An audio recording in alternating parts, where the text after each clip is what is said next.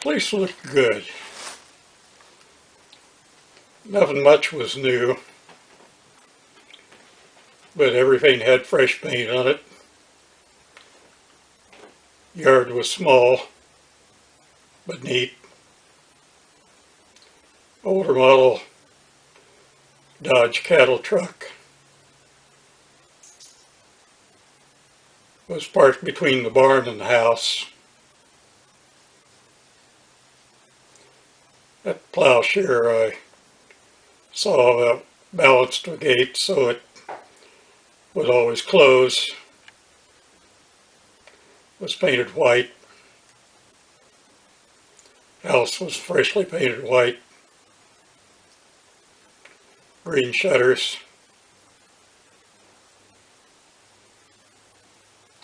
Green trim.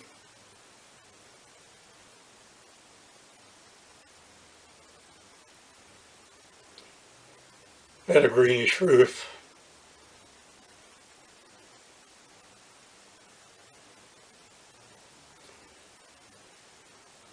Roosevelt and I waited.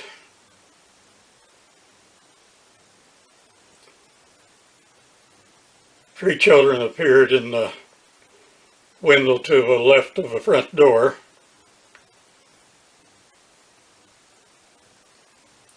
They all looked to be about maybe 2 years, maybe 3 years, different in age. Littlest was a boy about 3 years old, and a girl a couple 3 years older, and a boy who would have been a couple years younger than Charlene, maybe 9, 10.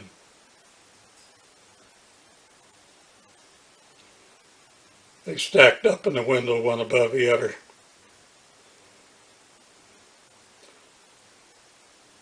Wondering what the hell was going on with this strange white boy on their front porch. Took a while,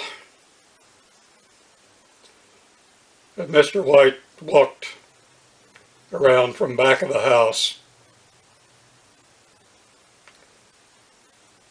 to the right, stepped up onto the stones of the porch. Didn't say anything. Looked at me. I looked back at him. Saw a strong, proud man. Very competent. Big, heavily muscled. Not some guy you'd want to mess with.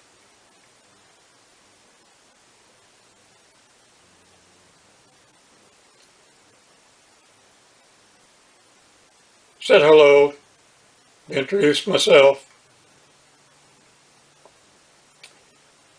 kind of told him who I was briefly.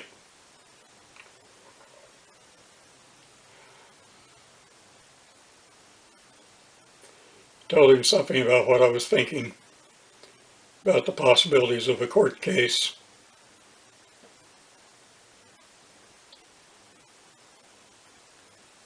While I talked, he stood there. He didn't make a move. Did not make a sound. I stopped talking. I didn't understand what was going on. Why wasn't he saying anything? Why couldn't he talk?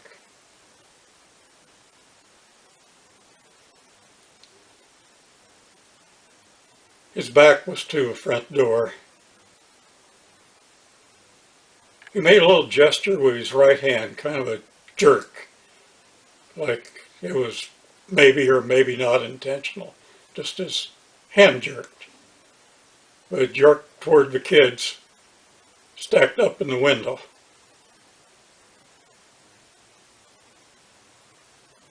That was a terrible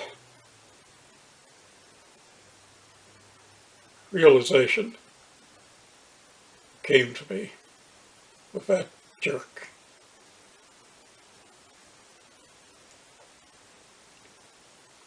There was nothing the man could do. The only job in front of him was simply to protect his remaining children. There was nothing he could do about his dead daughter. She was gone. 3 more remained, and to protect them, he had to stay quiet, say nothing, do nothing, be nothing.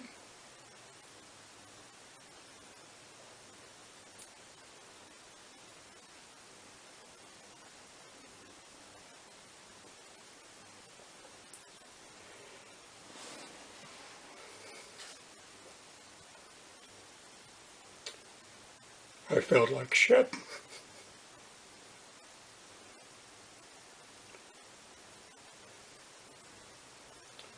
I'd been so arrogant, so full of my power, my wisdom, my capabilities, what I could do,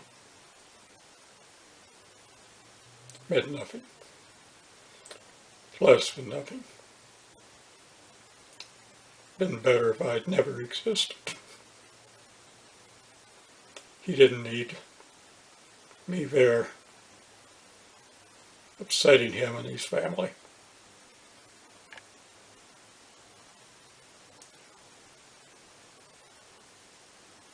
And it was so bad that this strong, capable man was struck dumb. He couldn't hardly move. He couldn't speak. God struck.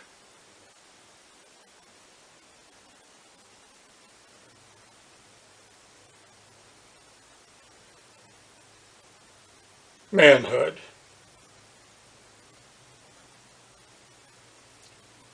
Father's responsibility.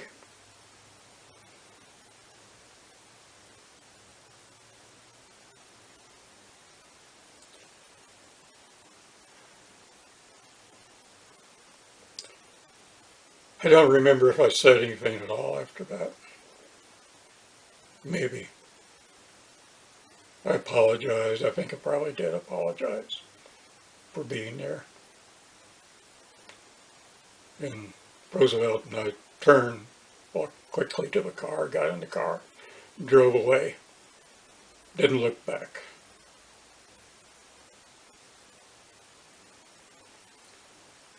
The trip out of the county wasn't pretty. The beautiful forest trees looked ominous, frightening. I started seeing eyes in the forest watching.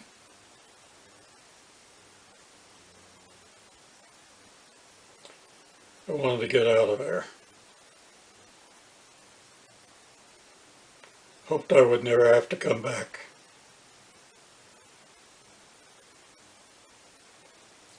It was also desperately wrong, evil,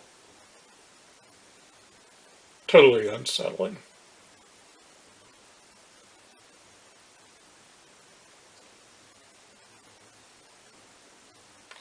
I thought about living there, being Mr. White.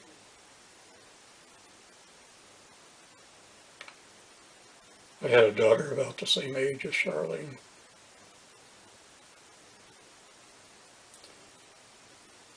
But this would never happen to her. Just wasn't possible. She lived in a white world in Santa Monica, California. Can't get safer, can't get whiter.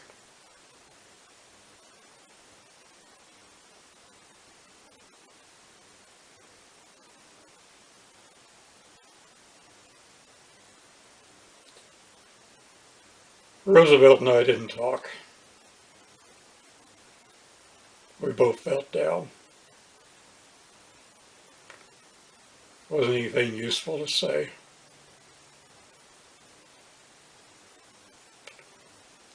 whole thing was over, done.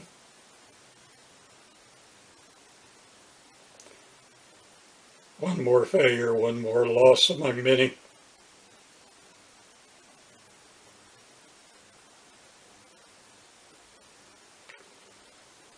I thought of Nina Simone, song she'd just written,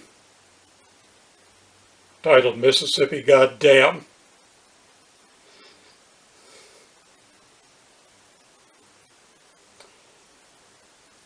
Full of a poem.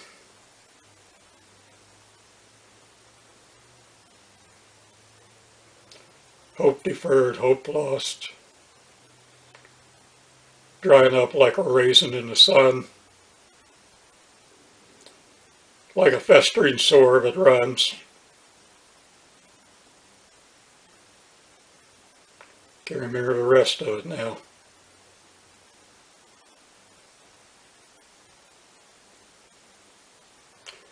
I knew the whole poem then.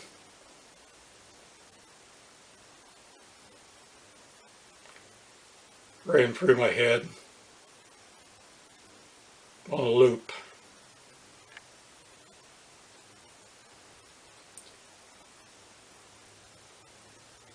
So I drove out of that fucking caddy.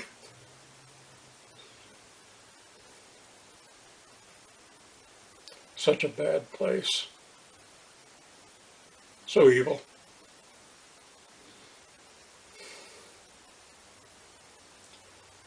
So unredeemed.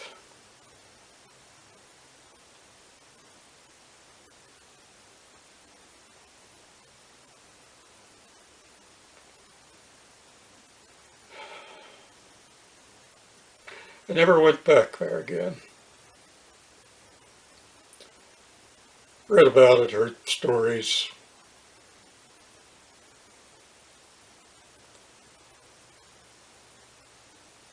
The White County fathers had a brilliant idea.